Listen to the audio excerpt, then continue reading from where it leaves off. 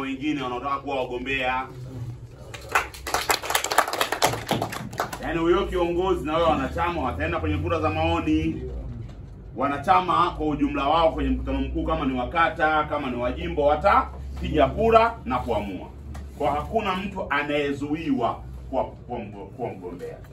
Na kwenye kuunganisha na hilo kuna lile ambalo katibu wa Moshi Vijijini umelisema. Ndio. La kwamba nyinyi mtaratibu wenu ulikuwa ni kuweka watiania wa awali. Ndio. Hiki ambacho tunawaambia sio kwamba ndio watu wamepitishwa kuwa wagombea, ni watiania.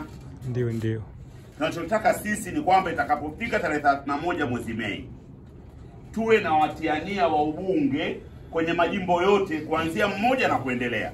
Hatusemi mlete mmoja. Kama watu 4, uleteni wote 4.